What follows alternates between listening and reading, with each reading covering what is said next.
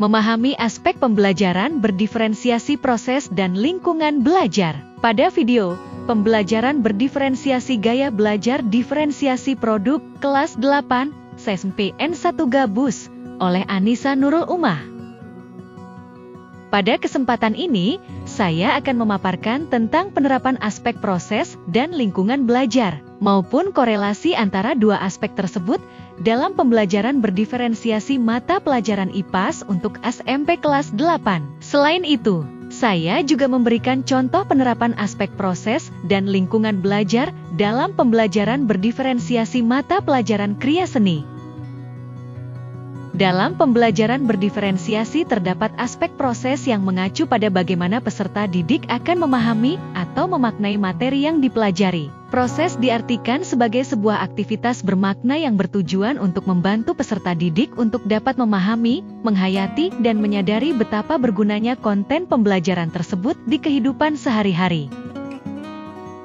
Peserta didik akan dengan mudah memproses dan memahami ide maupun informasi ketika aktivitas kelasnya. 1. Menarik bagi mereka. 2. Mengajak mereka untuk berpikir tingkat tinggi. Dan 3. Membuat mereka menggunakan keterampilan esensial untuk memahami ide dan informasi esensial. Aktivitas terdiferensiasi yang baik adalah aktivitas efektif, aktivitas yang memiliki karakteristik yang disebutkan di atas. Guru menawarkan lebih dari satu cara untuk memahami materi belajar.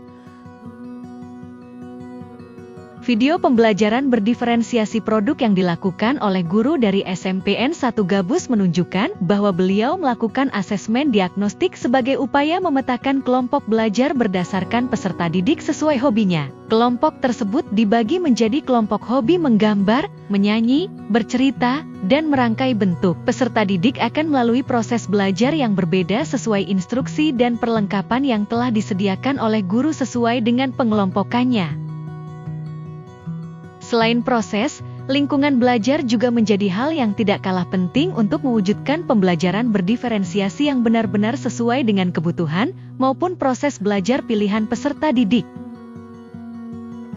Lingkungan belajar yang fleksibel ini merupakan salah satu ciri khas dari pembelajaran berdiferensiasi, sehingga dapat diartikan bahwa lingkungan belajar adalah suatu kondisi, pengaruh, serta rangsangan yang berasal dari luar, yang memberi pengaruh pada peserta didik, di mana hal-hal tersebut juga meliputi pengaruh fisik, sosial, dan intelektual.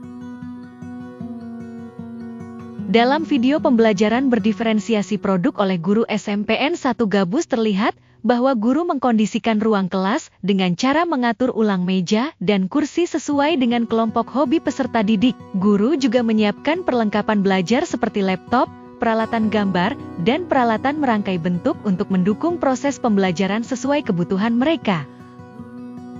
Kemudian, apa korelasi proses dan lingkungan belajar di dalam pembelajaran berdiferensiasi? Aspek lingkungan belajar sangat dipengaruhi oleh aspek proses. Diferensiasi proses yang diterapkan oleh guru tersebut adalah membagi peserta didik berdasarkan hobinya, yaitu menggambar, bercerita, menyanyi, serta merangkai bentuk. Guru melakukan asesmen diagnostik sebagai langkah awal untuk mengetahui hobi para peserta didik, sehingga dapat membentuk serta mengkondisikan lingkungan belajar yang tepat bagi mereka. Ketika setiap peserta didik sudah menyuarakan pilihan hobinya, guru pun mulai membagi kelompok berdasarkan hobi mereka. Guru juga mengkondisikan ruang kelas agar setiap peserta didik berada di dalam kelompok hobinya. Kemudian, guru membagikan perlengkapan belajar sesuai dengan kebutuhan mereka. Agar peserta didik belajar dengan kondusif dan terarah, guru tersebut memberikan instruksi yang berbeda pada setiap kelompok. Dengan begitu peserta didik dapat memanfaatkan alat dan bahan belajarnya dengan optimal. Berikut ini adalah contoh penerapan aspek proses dan lingkungan belajar dalam kriya seni. Aspek proses dan lingkungan belajar dapat ditemukan juga dalam pembelajaran kriya seni. Misalnya dalam materi pembuatan karya ikat celup yang dilakukan di sekolah.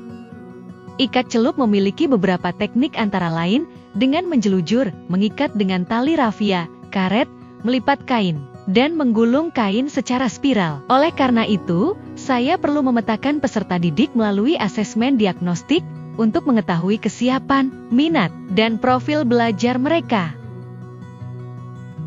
Ketika peserta didik sudah mengetahui kebutuhan belajarnya, maka saya akan mengarahkan peserta didik untuk mencari referensi karya dan mulai praktik berkarya dengan teknik yang mereka sukai.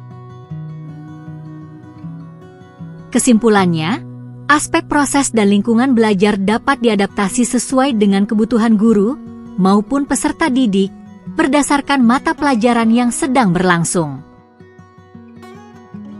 Dengan adanya proses belajar yang berbeda pada peserta didik, maka guru harus mampu mengupayakan kondisi pembelajaran di ruang kelas agar dapat memicu timbulnya motivasi yang tinggi dalam pembelajaran.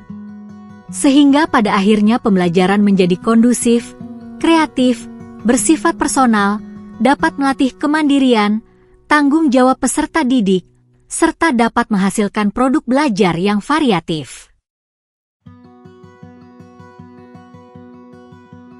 Terima kasih sudah menyimak presentasi saya. Sampai jumpa di lain waktu.